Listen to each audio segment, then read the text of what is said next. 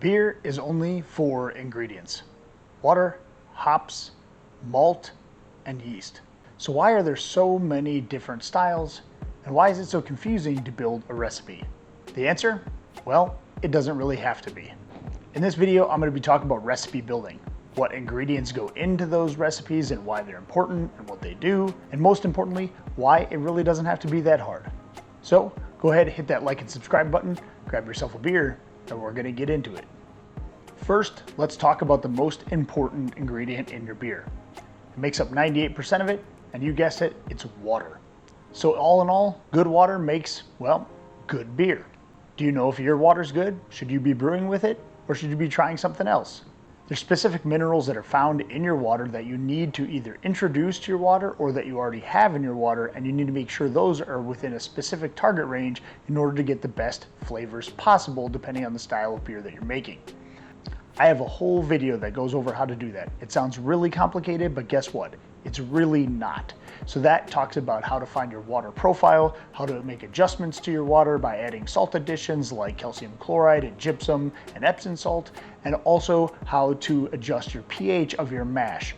By doing those simple things, it's gonna make your recipe that much more of a success. I'll have that video along with everything else I talk about in the video description below. The second ingredient, other than water, that's the most plentiful in your beer is grains, or malt, whichever you want to call it. Grains and malt are specifically responsible for both the color and the ABV percentage of your beer, so the amount of alcohol that gets into your beer. There are two types of grains. There's base malts and there's specialty malts. So think about it like making a cake, right? You have your main cake area, the fluffy cake portion that's in the middle, that's gonna be your base malts. And then the icing, frosting, or other things that you put in there, those are gonna be the specialty malts. And by changing those specialty malts, you can have a different tasting beer, just like if you change the icing on a cake. Base malts of your beer make up essentially between 60 and 100% of your grain bill. And yes, I said 100% because you can do things like smash beers, which stand for single malt and single hop, which would only have one malt in the beer. Or for other beers like traditional Marzens, they would have all Munich malt, right? And so depending on the style of your beer, you can have only one malt, but typically you would find at least 2 or 3 different varieties. So let's talk about base malts. Generally, there is Pilsner, two-row, pale malt, or Maris Otter. Those are the 4 probably most common base malts. Those are going to make up a majority of the base malts in most beer styles that you're going to either buy or make. Those base malts are responsible mainly for providing the enzymes that are going to convert from starches into sugars and give you the ABV of your beer. Specialty malts will generally be adding other things like the color of your beer or maybe some other mouthfeel. There'll be other specialty malts that are more biscuity or maybe toffee flavored like Munich. They're less about enzymes that will add alcohol into your beer and more about adding color or SRM to your beer. So what does SRM stand for? It stands for Standard Reference Method. If you think of a standard recipe like a pale ale or IPA, generally it's going to have about 85% or more base malt and about 15% or less specialty malts. That's just as kind of a general rule. Some will have more, some will have less. When it comes to specialty malts, I like to think less is more sometimes, depending on the style that you're going for. If you think of 2 standard commercially available beers, like Sierra Nevada's Pale Ale, which has 92% two-row and 8% caramel 60, or Bell's Two Hearted Ale, which is an IPA, which has 74% two-row, 22% pale ale malt, and about 4% caramel 40. Those are pretty tamed down when they have over 90% or so of base malts and then just a little bit to add some color for specialty malts. So you don't need to have 4 or 5 or 6 or 7 different base malts or specialty malts. You really just need to get a few of them in there to add some color and adjust your SRM accordingly. So speaking of Crystal 60, Crystal 40, Crystal 80, what does that all mean, right? So each malt has what they call a Lovibond rating, and that is the amount of color that's going to be added to your beer, or which will raise that SRM value. And so if you think about it, like a pale malt may only have 1 or 2 Lullabond rating, whereas a Carafa 3 has 535 Lullabond, which will add a lot of color. I use that for this black IPA. So when starting your recipe building, use an app or a website like Brewer's Friend, which you can use a recipe builder and adjust your base malts and your specialty malts accordingly to get into the correct ABV and SRM based on the beer style that you're going for. Next, let's talk hops. Hops are responsible for adding the bitterness, flavor, and aroma to your beer. Specifically, hop aroma. You can have some malt aromas, but basically when we're talking about aromas, most people mean hops. Bitterness is measured in IBUs, which means International Bittering Units. All hops are listed with an alpha acids number on them, and the higher the alpha acids, the more potential bittering they can add to your beer. In addition, the earlier you add those hops in your beer and the longer they're within your boil process, the more bitter your beer will become. A lot of people categorize hops into kind of two categories. We have bittering hops, which will be higher on the alpha acids range of 10 to 15% or so. And then they have flavor and aroma hops, which sometimes can be higher in the alpha acids. However, most of the time they're a little bit less. Flavor and aroma hops are generally added towards the end of the boil. They can be even during fermentation or even afterwards as dry hop additions. There are a million hop choices out there. And when thinking about which hops you want to add to your beer, think about which characteristics you're really going for in your style that you're choosing. Hops can be citrusy, they can be floral, they can be piney or woody, they can even be dank.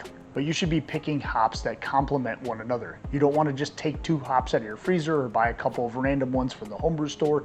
If you're going to be going for kind of a citrusy West Coast IPA, you might be going for something that's either citrusy flavors or would present some piney or woody flavors because that's also present in the West Coast IPA. So read the BJCP style guidelines and pick which ones you think would fit well within your style. Again, sometimes less is more with hops too. You don't necessarily need to have 5 different hops in there. You don't necessarily need to have 2. You could have a great beer and only have 1 style of hops in there. Great examples are the 2 I already used. Sierra Nevada uses all Cascade hops generally for their pale ale, and Bell's Two Hearted Ale uses all Centennial hops. They're probably the more iconic styles in the United States, and they're used by BJCP as references for pale ales and IPAs. So like malts, use your recipe builder and adjust the amount of hops that you're either adding or when you're adding them into the boil, late additions, or even dry hop in order to adjust the IBUs to fit within the style guidelines. Also, it's a good idea if you are dry hopping to use at least an ounce or 2 depending on how old your hops are.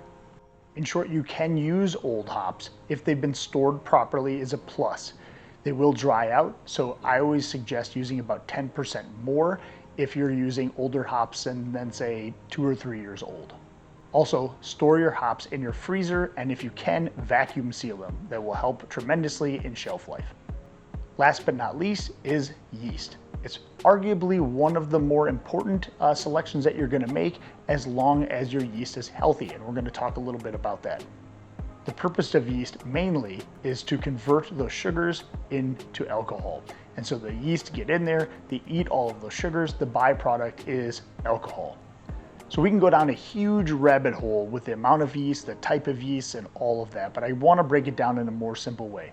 Generally, there are 2 types of yeast. We have dry yeast and liquid yeast. There's a bunch of different manufacturers, there's a bunch of different styles underneath those 2 categories, but it really depends on your equipment and your needs which one you may choose. Dry yeast tend to be a little bit easier to handle. They can be refrigerated or even not refrigerated for a period of time and they will be fine. You can cut them open and sprinkle them right into your wort without having to necessarily make a yeast starter, even though you can with some dry yeast. With liquid yeast, some of the newer packets that have been coming out have higher cell counts, but you always want to look on the dates, no matter whether they're dry or liquid yeast, to make sure that you're pitching viable yeast. If it's fairly new or close to the manufacturer date, you probably don't need to make a starter in either case. But that depends on your original gravity of your beer. If your original gravity is high, say over 1060 or 1.060, then I would suggest making a starter anyway. It also gives the yeast a little bit of a head start. Thinking about it like you're going out for a run and you're warming up before a race, right? So your muscles are getting them loose, they know what to do, and then when you get into the race, you're not gonna pull a hammy or something like that, and you're gonna do better in your race. Same thing with yeast. It gets it knowing what it needs to do, it gets it healthy, gets it active, it replicates more, and when you pitch it into your beer, it knows what it needs to do and it's ready to go. So a lot of times you'll have a faster and more vigorous fermentation because the yeast is healthier and it knows what it needs to do. In general, when selecting a yeast style, make sure that you're using one to style, right? If you're making a standard IPA or a pale ale, you could go with what they call a Chico yeast or a clean ale yeast. Versions of that would be USO5 or White Labs 001 or even Flagship from Imperial. But yeast choice also has to do with how you're going to ferment. If you're just going to take a bucket and stick it in a closet and it's the middle of summer and it might get too hot, you may want to choose a different yeast type. If you have a fermentation chamber like the one I have behind me, I would go ahead and pick any yeast that I want. If you're just going to stick it in a closet, I would pick something that has a higher temperature rating or average temperature rating. A good example of that would be Kveik Yeast. Kveik Yeast likes to be hot. They can generally brew beer that is well within the 90s or even into the hundreds Fahrenheit, and it produces very little to no or even desirable off flavors. And so in those cases, Kveik is a great choice for those who don't have fermentation temperature control. Some takeaways from recipe building is don't reinvent the wheel. Go do some research, look around, look on some recipe builders or recipe finders websites and look at the beer recipes that are available that people have shared. What kind of malts do they use? What percentage do they use? What type of hops do they use and why? What yeast do they use specifically? And did people brew it and give any comments? Read those. So then what I would do is get an idea based on the style that you want to brew and use some common themes you find amongst all of those different recipes and then change it a little bit and make it your own, right? You can add a different specialty malt or a different yeast choice or add some different hops or change the amounts of hops to make it your own. And last but not least, have fun.